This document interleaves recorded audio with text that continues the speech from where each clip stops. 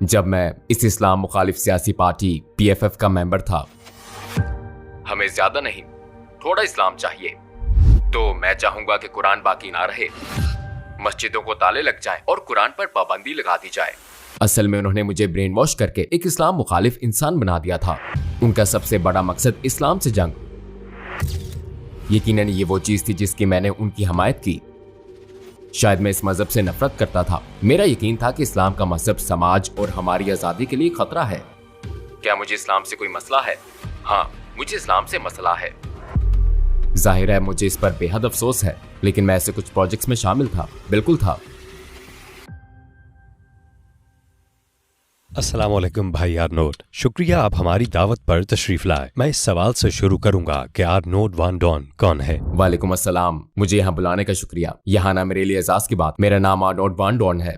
मेरी उम्र 56 साल है। मैं सन 2013 से मुसलमान हूँ, अल्हम्दुलिल्लाह। मैं हैग नीदरलैंड में पैदा हुआ और वहीं पला बड़ा। मैं क्रिश्चियन बैकग्राउंड से हूँ और इसी हैसियत से परवरिश पाई मैं सियासत में एक्टिव हो गया। फिर PFF नामी इस्लाम मुखालिफ डच पार्टी का मेंबर बना, लेकिन मैं 2013 में मुसलमान हो गया, अल्हम्दुलिल्लाह। तकरीबन 10 साल हो गए। मैं हाल इस मीडिया की दावत पर यहाँ इस्तांबुल में हूँ। वो एक प्रोजेक्ट कर रहे हैं। वो 40 से ज्यादा मुल्कों के सैकड़ों नौ मुस्लिमों के इंटरव्यू कर रहे हैं और मैं उनमें से एक हूँ। तो इस अजीम शहर में आना और ये इंटरव्यू देना मेरे लिए बड़े एजाज की बात है। अकीदे के लिहाज से आपकी जिंदगी कैसी थी? आपका किस पर ईमान था? मैं क्रिश्चियन के तौर पर पला बढ़ा। मैं Catholic school, Catholic sports club वगैरह में रहा। मेरे वालिद एक प्रैक्टिकल क्रिश्चियन थे। मैं इतवार और कभी हफ्ते के दरमियान चर्च जाता था, लेकिन मैं कभी 100% मुतमईन नहीं हुआ और ये सिर्फ मामूल का आना जाना था। मुझे जाना पड़ता था, लेकिन किसी चीज की कमी महसूस होती थी, शायद अब दिल की गहराई में, और मुझे हासिल होने वाले इल्म के साथ ये कैफियत हो। मगर बहुत छोटी उम्र में भी मुझे किसी चीज की कमी लगती थी। कुछ चीजें मुझे बिल्कुल समझ में नहीं आती थी। 3 खुदा कैसे हो सकते हैं? यीशु मसीह ईसा अलैहिस्सलाम खुदा के बेटे कैसे हो सकते हैं? वाकई बात अकल में नहीं आती थी। फिर कुछ और चीजें भी हैं जो मेरे लिए बहुत अजीब थी। मसलन यीशु मसीह का खून और जिस्म, चर्च में ये सारी रस्मी चीजें देखने को मिलती थी। मेरी अकल में ये बात नहीं आती थी। मैं पूरी वजाहत न कर सका कि क्यों, क्योंकि उस वक्त मैं बहुत छोटा था, लेकिन मैं किसी चीज की कमी महसूस करता था। पहली मर्तबा आपने इस्लाम के बारे में कब सुना? इस मजहब के बारे में आपका तसव्वुर क्या था?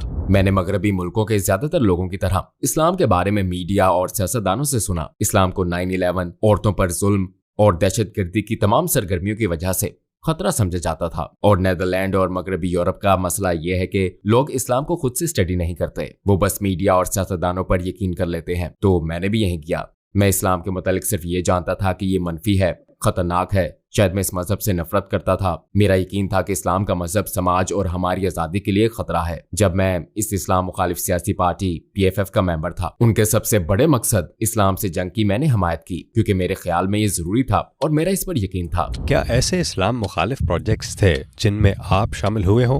हाँ, आपने वो मशहूर मूवी देखी है। मैं उसका प्रोड्यूसर नहीं हूँ। बहुत से लोग यही समझते हैं, क्योंकि ये मूवी मेरे सियासी पार्टी में एक्टिव होने से पहले बनाई गई थी। लेकिन मैं मूवी को सोशल मीडिया पर प्रमोट करने और इसी तरह के दूसरे कामों में इसकी तकसीम करने वाले कुछ दूसरे लोगों के साथ था। यानी मैं इस ऑर्गेनाइजेशन और मूवी की प्रमोशन का हिस्सा था। ये चंद मिसालों में से एक है। जाहिर है अब मुझे इस पर बेहद अफसोस है, लेकिन मैं ऐसे कुछ प्रोजेक्ट्स में शामिल था, बिल्कुल था। किस वजह से आपको इस्लाम की तरफ कशिश महसूस हुई? मुझे फौरन ही इस्लाम की तरफ कशिश महसूस नहीं हुई। ऐसा नहीं हुआ कि मैं सुबह उठा और मुसलमान हो गया, जाहिर है नहीं। लेकिन मुझे इस्लाम के मुताल्लिक कुछ डाउट्स थे। ये बात मेरी अकल में नहीं आती थी। मीडिया हो, सियासतदान हो, ये सब कहते हैं इस्लाम बुराई फैलाता है और ये मुआशरे के लिए, हमारी आजादी के लिए बुरा है और ये बुराई से भरा हुआ है। लेकिन ये बात अकल में नहीं आती थी। दुनिया के 1.5 बिलियन लोग क्या सब बुरे, कुसीले और खतरनाक लोग हैं? हॉलैंड में 1 मिलियन से ज्यादा लोग मुसलमान हैं। क्या ये सब बुरे, कुसीले और खतरनाक लोग हैं? और कितने ज्यादा लोग मुसलमान हैं? बहुत से लोग अच्छे, नेक और दोस्ताना हैं, जिन्हें मैं खुद जानता हूँ, और वो कहते हैं कि आपको इस्लाम के मुतालिक जानना चाहिए, क्योंकि इस्लाम के बारे में आपके ख्यालात गलत हैं। हाँ, यकीनन। मगर मैंने कुरान पढ़कर इस्लाम के मुतालिक जानना शुरू किया। मैं मस्जिद गया,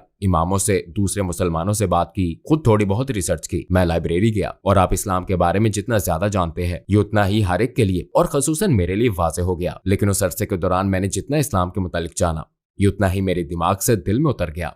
गोया ये एहसास हुआ, वाह ये शानदार है, खूबसूरत है, ये कुछ सवालों के जवाब दे रहा है, ये सब लोग गलती पर हैं, ये शानदार मजहब है। मेरे ख्याल में इस मजहब के पास मेरे सवालों के जवाब हैं। और जब आप इस्लाम को स्टडी करते हैं तो ये सब चीजें, सारे डाउट्स सब गायब हो जाते हैं, सारी खलाएं पुर हो जाती हैं, आपके तमाम सवालों के जवाब मिल जाते हैं। वो कौन सी पहली चीज थी जिससे इस्लाम के लिए आपके दिल में नरमी आई? ये वो सवाल है जो बहुत से लोग मुझसे पूछते हैं, और ये कुरान के सिर्फ एक खास हिस्से एक मखसूस आयत की बात नहीं है, बल्कि ये खुद इस्लाम और पैगंबर सल्लल्लाहु अलैहि वसल्लम की जिंदगी की बात है। यह नेदरलैंड में किताब है, इसका नाम है मुहम्मद और यह आप सल्लल्लाहु अलैहि वसल्लम की जिंदगी पर है। इसने भी मुझे बहुत मोटिवेट किया। मेरे लिए तो ये एक रिसर्च थी। मैं इस्लाम के मुतालिक स्टडी कर रहा था और ये मेरी मुफाद परस्ती के बायस बहुत सुस्त रफ्तार अमल था। यानी ठीक है, मैं इस्लाम को स्टडी करूंगा, लेकिन ये सब झूठे हैं और ये सच नहीं है। ये मुझे ब्रेन वॉश कर रहे हैं। मस्जिद में होने वाली बातें, हाँ वो बहुत अच्छी होती हैं, लेकिन मेरे ख्याल में ध्यानदार नहीं थी। लेकिन आप जितना ज्यादा सीखते हैं, आप खुले जहन से इस्लाम पर जितनी ज्यादा रिसर्च करते हैं, खुले दिल खुले जहन के साथ ये करना बहुत जरूरी है, तो फिर आप सच का इनकार नहीं कर सकते। बहरहाल एक लंबे सफर के बाद एक गैर मुस्लिम से तकरीबन मुसलमान होने तक मुझे तकरीबन 1 साल लगा, लेकिन आखिरकार मुझ पर यह वाज़ेह हो गया कि इस्लाम एक शानदार मजहब है और 2013 में मैंने कलमा पढ़ लिया, अल्हम्दुलिल्लाह। आप उन लोगों के बारे में कैसा महसूस करते थे जो इस्लाम के खिलाफ ये सारा झूठा प्रोपेगेंडा कर रहे थे? मैं असल में मिसगाइड हो गया था। मेरा हमेशा से एक ख्याल था कि नेदरलैंड और मगरबी यूरोप में मीडिया दयानतदार और मकसीदियत का हामिल है, और यही ख्याल सियासतदानों से भी मुतालिक था कि वो दयानतदार और अक्लमंद लोग होते हैं। वो हमारे लिए, हमारे तहफ़्फ़ुज़ और हमारी रहनुमाई के लिए है। लेकिन मैंने उन्हें धोखेबाज महसूस किया। मतलब जब आप इस्लाम के बारे में जानते हैं तो आपको ये भी मालूम होता है कि इस्लाम के मुतालिक उनकी हर बात गलत है, ये मनफी है। तो मैं असल में बहुत मायूस हो गया था, क्योंकि उन्होंने मुझे ब्रेन वॉश करके एक इस्लाम मुखालिफ इंसान बना दिया। आपने कलमा कैसे पढ़ा? क्या आप हमें उन लम्हों में ले जा सकते हैं? अस्सलामुअलैकुम भाइयों और बहनों, हमने देखा है कि हमारे 80% नाजरीन बाशुमूल इस वीडियो के ने हमारे चैनल को सब्सक्राइब नहीं किया है। जैसा कि आप जानते हैं, हम एक गैर मुनाफा बख्श तंजीम है और हमने अपनी वीडियोस पर एड्स बंद रखी हैं। लिहाजा हम सिर्फ इसलिए कह रहे हैं ताकि सच्चाई को फैलाया जाए। ये एक छोटा सा अमल लग सकता है, लेकिन इंशाल्लाह ये बहुत से लोगों के लिए रहनुमाई का जरिया होगा। आइए अब सब्सक्राइब बटन पर क्लिक करें और एक साथ चलें अब्दियत की तरफ। आपने कलमा कैसे पढ़ा? क्या आप हमें उन लम्हों में ले जा सकते हैं? जब मैंने इस्लाम कबूल किया तो मेरी उम्र 45 साल थी। मैंने मस्जिद में कलमा पढ़ा था। मैं वहां पहले भी कुछ मर्तबा गया था। मेरे जहन में इस्लाम के मुतालिक कुछ सवालात थे, तो उन्होंने कहा आप मस्जिद चले जाएं और वहां आप अपने सारे सवालात पूछ सकते हैं। मैंने कहा नहीं, मैं मस्जिद नहीं जाऊंगा, क्योंकि वो शायद मुझसे नफरत करते हैं और मुझे वहां आने नहीं दिया जाएगा। लेकिन मुझे वहां वेलकम किया गया। उन्होंने मुझे इनवाइट किया, आप अंदर आ सकते हैं। वो बहुत दोस्ताना थे। वहां चाय और दूसरी चीजें थी। मैंने वहां बातों में घंटे गुजार दिए, और ये भी एक चीज थी जो मेरे लिए कंफ्यूजिंग थी, क्योंकि उन लोगों को तो मुझसे नफरत करनी चाहिए थी। ये इतने दोस्ताना कैसे हैं? ये इतने खुले जहन के कैसे हैं? ये मेरे तमाम सवालों के जवाब कैसे दे सकते हैं? ये भी एक चीज थी जो मेरे इस्लाम कबूल करने का जरिया बनी। ये मैंने बहुत राजदारी से किया, क्योंकि अगर लोगों को ये पता चल जाता तो मेरी मुलाजमत जा सकती थी, मेरा होता जा सकता था। लेकिन उस वक्त मैं हिचकिचाहट का शिकार था। मैंने मस्जिद में कलमा पढ़ा था, लेकिन लोगों के सामने नहीं। मैं छोटे से दफ्तर में था जहां इमाम भी नहीं थे। बस मैं और मस्जिद का एक रज़ाकार था जो एक रहनुमा के तौर पर इस पूरे अमल में मेरी रहनुमाई कर रहा था। हमने कलमा पढ़ा, मगर वहां कोई और नहीं था। तो असल में इस्लाम के बारे में जानने की शुरुआत से लेकर मेरा कलमा पढ़ने तक ये चंद दिनों, चंद हफ्तों की बात नहीं थी। इसमें मुझे 1 साल लग गया था। ये एक रोलर कोस्टर की तरह था। कभी मैं बहुत ज्यादा मोटिवेट हो जाता और कभी मैं इस पर सोचता भी नहीं था। लेकिन इस अरसे में ये वाज़ेह हो गया था कि इस्लाम खूबसूरत है, और आखिरकार अल्हम्दुलिल्लाह 2013 में मैंने कलमा पढ़ लिया था। जब आपने कलमा पढ़ा तो उस वक्त कैसा महसूस हुआ? क्या आपको सुकून और इत्मीनान महसूस हुआ था? हाँ बिल्कुल।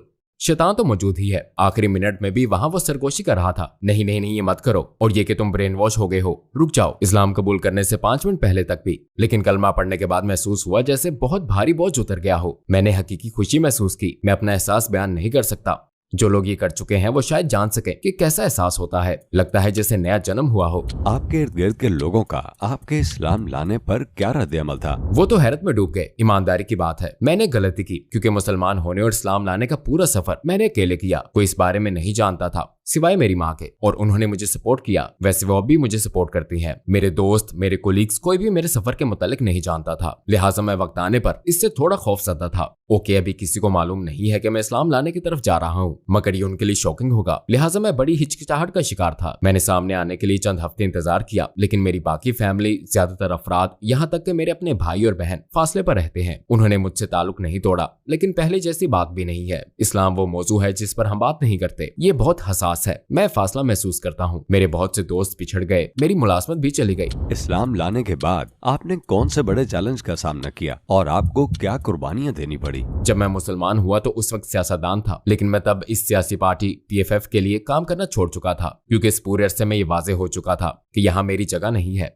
लेकिन उनके लिए भी ये बड़ी शॉकिंग न्यूज थी। अगर आप इस सियासी तंजीम, इस सियासी पार्टी में मुसलमान हो जाए तो आपका करियर खत्म हो जाता है। मेरा मुसलमान होना सबको मालूम हो जाने के बाद जाहिर है कि मेरी मुलाजमत चली गई, मेरे बहुत से दोस्त पिछड़ गए, मेरे कुछ फैमिली मेंबर्स खो गए, मेरे बहुत से कुलीग्स छूट गए, तो मुझे कुछ करना पड़ा। अपना घर बेचकर छोटे घर में आ गया, अपनी कार बेचनी पड़ी। मेरी जिंदगी थोड़ी बहुत अय्याशी वाली थी। मेरी नजर में ये कुर्बानी नहीं थी। पहले मेरे पास बहुत दौलत थी, खूब छुट्टियां, महंगी घड़ियां, एक खूबसूरत कार और बहुत कुछ, सब अच्छा और नायाब। लेकिन ये सब हैं तो सिर्फ चीजें ही। मैं अपने अंदर एक खालीपन महसूस करता था। लेकिन इस्लाम लाने के बाद ठीक है, मेरे पास ज्यादा पैसे नहीं है, लेकिन इतना खुशो-खुर्रम मैं पहले कभी नहीं था। तो इससे साबित होता है कि ये चीजें, ये मादियत परस्ती, दौलत और महंगी कारें आपके अंदर की खला को पूर्ण नहीं कर सकती। तो ये कुर्बानी मादी चीजों के हवाले से थी। हाँ, दोस्तों और फैमिली की कुर्बानी और उन्हें खो देना, बिल्कुल ये कुर्बानी है। बहरहाल मैं आज जितना खुश हूँ पहले कभी नहीं था। आपके मुसलमान होने के बाद क्या किसी और ने भी आपसे मुतासिर होकर इस्लाम कबूल किया?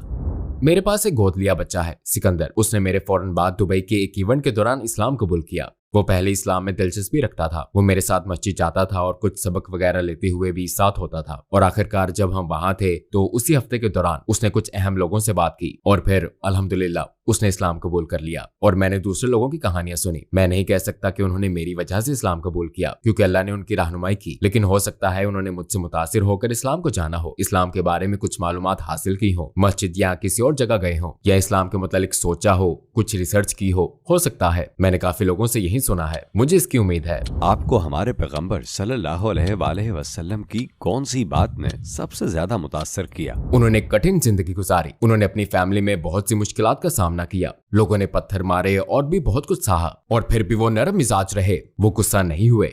वो उसी तरह सब्र करने, माफ करने वाले, दोस्ताना, मुस्कुराते चेहरे, अदब, इखलाक वाले रहे। इन तमाम मुश्किलात, अपने मुकाबले पर मौजूद इन तमाम चीजों के बावजूद उनके किरदार में कोई तब्दीली नहीं आई। और मेरे लिए ये बहुत मुतासिर कुन बात है, और मैं भी यही चीज अपनाने की कोशिश कर रहा हूँ। अपने पैगंबर सल्लल्लाहु अलैहि वसल्लम जैसी जिंदगी गुजारने की अपनी सी कोशिश कर रहा हूँ। इस वक्त आप कौन से प्रोजेक्ट्स कर रहे हैं? मराकश में हमारे कुछ छोटे प्रोजेक्ट्स हैं, जहाँ हम गरीब लोगों, गरीब फैमिलीज की मदद करने की कोशिश कर रहे हैं। ये खसूसी इस्लामी मदद नहीं है, बल्कि हम उन्हें इस तरह मदद दे रहे हैं कि वो स्कूल जा सकें, उनके पास मटेरियल जैसे स्कूल की किताबें और दूसरी चीजें हों। हमें बहुत से बिजनेसमैन अतियात देते हैं और हम सड़कों पर रहने वाले लोगों के लिए छोटे छोटे घर बनाते और दीगर फलाही काम करते हैं। छोटे छोटे काम, हम छोटे बच्चों के लिए इवेंट्स ऑर्गेनाइज करते हैं और जाहिर है इस्लाम के मुतालिक भी बात करते हैं। यहाँ ऐसे लोग भी हैं जो मुझसे ज्यादा इस्लाम जानते हैं, क्योंकि मैं एक्सपर्ट नहीं हूँ, आलिम नहीं हूँ। वो मुझे इस्लाम के बारे में बताते हैं, आप क्या कर सकते हैं, कैसे बेहतर मुसलमान बन सकते हैं, और हम दावा के जरिए भी अतियात जमा करने की कोशिश करते हैं। अगर आपको दुनिया के तमाम गैर मुस्लिमों से बात करने का मौका मिले और आपके पास सिर्फ 1 मिनट हो, तो आप उनसे क्या कहेंगे? मेरा पैगाम होगा कि मीडिया की बात ना सुने, उन सियासतदानों को ना सुने जो इस्लाम के बारे में मनफी बात करते हैं। खुद अपनी रिसर्च करें। आप पर हमेशा अपने इल्म की जिम्मेदारी आयद होती है। अगर आपको कोई चीज समझ ना आए तो रिसर्च करें, और ये बहुत आसान है। सोशल मीडिया पर बेशुमार मवाद है। आप इस्लाम के बारे में बहुत कुछ पढ़ सकते हैं। मस्जिद जाएं, इमाम से बात करें, मुसलमानों के पास जाएं, इस मजहब के बारे में बात करें, और मीडिया और सियासतदान जो आपको बताएं उस पर अंधाधुंध एतमाद न करें। खुद अपनी रिसर्च करें, तब आपको मालूम हो जाएगा इंशाअल्लाह कि इस्लाम ही मसाइल का हल है और इस्लाम ही सच है। भाई आरनोड, इस खूबसूरत इंटरव्यू के लिए आपका शुक्रिया। मुस्तकबिल के प्रोजेक्ट्स में आपसे मुलाकात रहेगी इंशाअल्लाह। इंशाअल्लाह मैं जरूर वापस आऊंगा इंशाअल्लाह। मुझे बुलाने पर एक बार फिर बेहद शुक्रिया।